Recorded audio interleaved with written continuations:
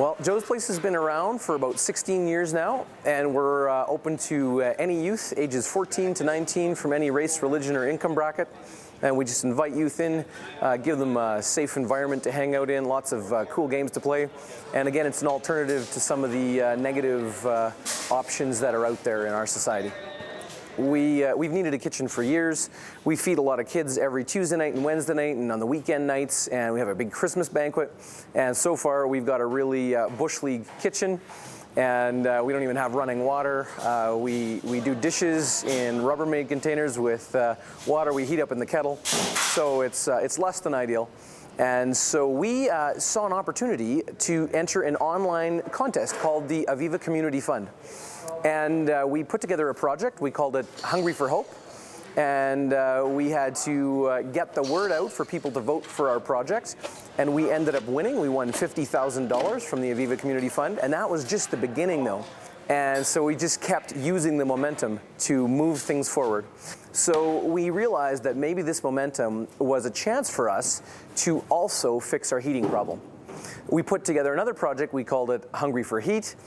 And we started putting the word out there and called Lennox International down in Texas and kind of challenged Lennox to help us out in some way. And in just a week or so, I received an email back, and they were sending us about $25,000 worth of rooftop heating cooling units for free. They trucked them out here, delivered them for free, and incredible thing to get that much of a donation from a single corporate sponsor. Did I know that it was going to be this complicated to build a kitchen? Certainly not. We have needed a kitchen for many, many years, and it's been something that honestly, it keeps you awake at night because you know you're trying to feed kids, and the volunteers who are doing the work, they don't have the proper equipment to do the job. And it's impossible to build a commercial kitchen with no money. And we had no money. And yet here we stand in a commercial kitchen worth about $225,000. So we've got some incredible equipment. Not only do we have a sink, we actually have 4 sinks, 7 compartments in total. We have 2 hand wash sinks that are knee operated so that we're meeting all the strictest health codes. And a triple sink for doing our dishes, and a regular sink for doing vegetables. We also have an incredible commercial dishwasher from Garland, Canada. They gave us that $5,000 commercial dishwasher, as well as an $8,000 beautiful Garland range. And so much of the equipment was donated by several people in town, Bob Church Accounting and several smaller businesses who donated. Home Depot, of course, gave us all these incredible cherry wood cabinets. They're just beautiful. And we had an elderly gentleman retired from the construction business, Bruce McLeod, and he came in and he installed them all for free. It is incredible to cook in there. I haven't seen this kitchen yet, so this is my first time in it, and it's really amazing with what they've done with the place.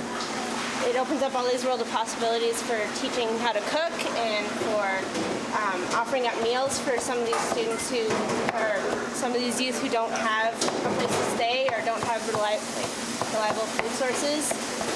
I had no idea that a commercial kitchen needed that many contractors to be involved. I think I have a list of about 16 contractors I had to call on a regular basis, and probably as many suppliers. So it's just been, calling these people and getting them to come down and come down in the right order. So often one has to do a small job and then the next can come. We got a call from our Home Depot head office. There was a need for some information on kitchens, some kitchen cabinets. We had heard there was the community down here trying to renovate this place, and they recommended that we come down, have a look, and give some recommendations, so we did. Well, ultimately, looking at the kitchen they had previously and the needs for the organization, it was a complete gut. They had to rip it all out and start fresh, so we donated some gift cards and some cabinets and really what they needed to get it up and running. Aviva has always focused on community, getting involved with community, and right from their roots, always looking at how to give back to the community. As such, here in Moose Jaw with Joe's Place, with the entries and the resounding support from all the people, Aviva thought it was a very good cause to support, and here we are, so it's been great. So tonight is our grand opening, and really we're just looking at it as a celebration. And the biggest thing we want to do is we want to thank all the many people who have gone out of their way and just showed so much generosity to make this happen. Again, over $300,000 worth of renovations done, and we had no money to start with. So we have a lot of people to thank, and we're going to have a fun time. We've got burgers and pizza, freshly cooked. We have some local artists coming in. We've got some jazzy artists, some folksy artists. And we're going to end off the night with a little bit of rock and roll. So we're pretty excited about that as well.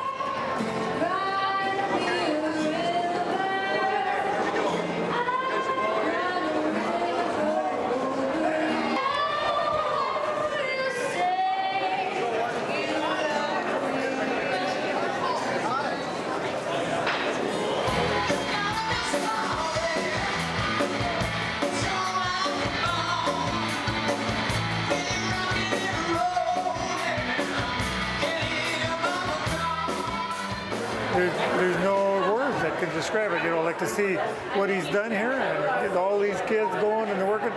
And what gets me is the respect that he gets from these kids and, how he deals with these kids is just, to me, it's just, oh man, it's just, I don't think there's another place like this anywhere that, you got to have a joy.